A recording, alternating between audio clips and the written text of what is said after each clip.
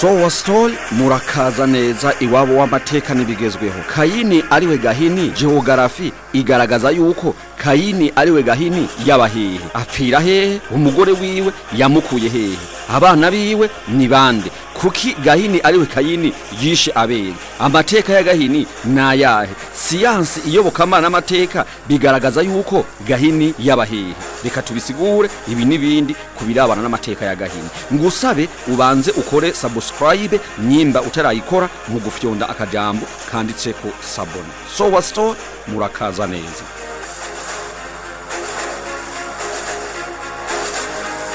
Gahini niwe muntu yatanguye kuvyagwa mwisi, kuko se wiwe Adamu na nyina wiwe Eva abo ntibavyawe, abo bararimwe.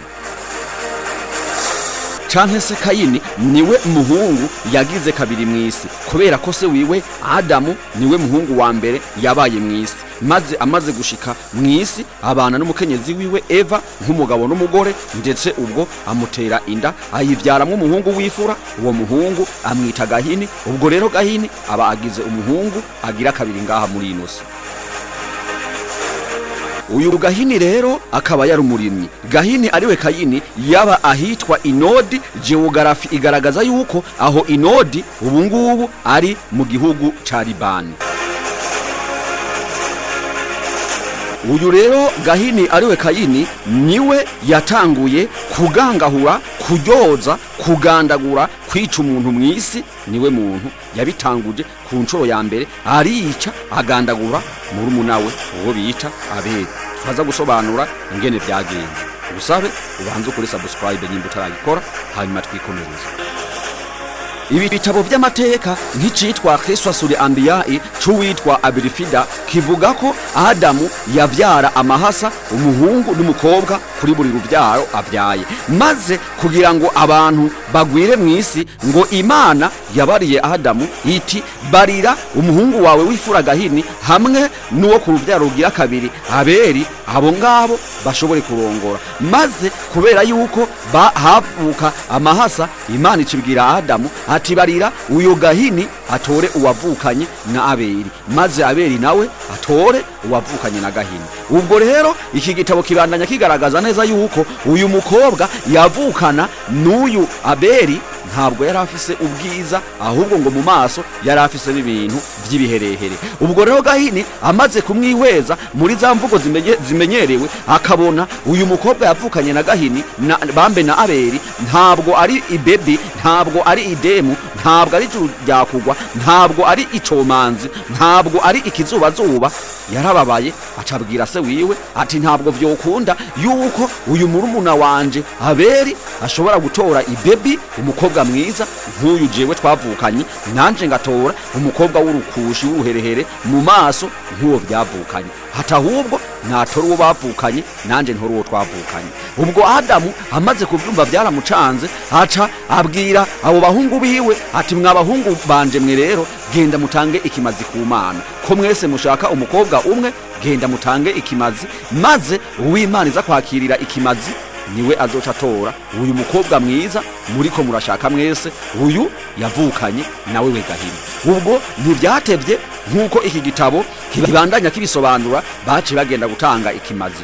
Umwe rero bita Abeli atwara ikimazi, atwara imfizi y'intama nziza, imfizi isobanutse. Mugabo uyu Gahini ngo atwara ubuntu bw'imicaca mu vyimburwa yari yararimye. Ubwo ngo bamaze kugenda, Imana yatoye ikimazi c'uyu Abeli. Uyu Gahini amaze kubona yuko Abeli ariwe yakiriwe, agira ishavu, abona yuko atopfa mu murongoranye. Haca aravuga ati kugira ngo nta murongore, reka jewe ndamugandagure, ndamwambure ubuzima. Nguko uko Gahini yishe Abeli. Aho ni muri ca gitabo Kristo suri Ambiyai c'uwitwa Abirifida. Ico gikoreshwa mu idini ry'Ubwisilamu. Nayo ku ruhande rwa Bibiliya ivuga yuko ico Gahini na Abeli bapfuye, icatumye Gahini agandagura Abeli ngo ntabwo ari kindi, ngo ico yamuhoye ngo nuko bagiye gutanga kimazi, maze Abeli arakirirwa ikimazi, mugabo Gahini ngo ntiyakirirwa. Ico ngo nico yamuhoye. Kumbe ibintu byo gupfa abagore ntabwo byatanguye vuba, ndumva byatanguye kera. Hajya nawe woba wanka murumunawe mwavukanye, himba wanka mu munawe mwavukanye bisubireko urabe ntuzobe nka Gahini. Igitabo ca Bibiliya kivuga Gahini ariwe Kayini inshuro zigera kuri 22. Nayo igitabo ca Korani ntabwo camuvuze na rimwe, ahubwo camuvuze mu bikorwa, mugabo nticamuvuze mu izina. Kayini yarongoye mushikiwe amuvyarako uwo bita Henoki. Nivyo wavyumvishije neza. Henoki n'umuhungu wa Kayini yamuvyaye kuri mushikiwe. None byagenze gute? Reka navyo ndabikubwiye.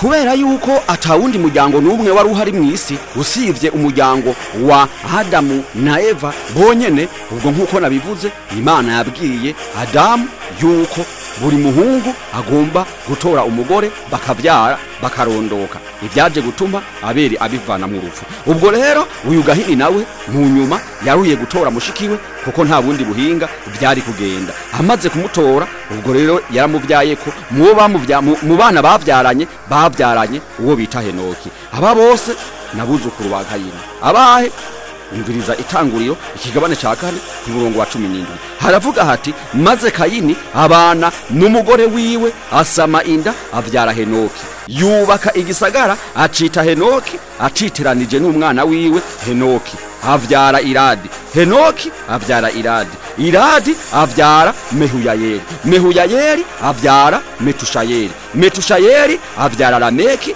Ibyo bigaragara mu gitabo ca Bibiliya Itanguriro ikigabane ca 4 ku murongo wa 17.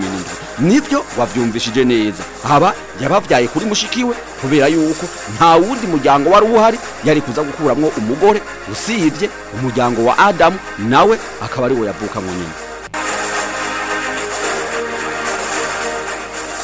Abo bose rero wumvishije bakaba arabuzukuru ba Gahini. Wewe mu bahungu ba Adamu wambuka kurinde yoba ari Kayini? Tubwire muri commentaire. Ndagufinze kurongora mushikawe byahagaze byarangiye ryari? Ni ryari vyiswe yuko urongoye mushikiwe abakoze igicumuro? Ivyo ngivyo byahagaze ryari? So wa story murakagira amahona mahonda itekane mu mitima no mu mifuko. Ico kibazo mukitwishure muri commentaire. Hasara Victoria Siempre. Ntimwibagire gukora subscribe no kukirungikira abandi. Kubamaze gukora subscribe muri intwari.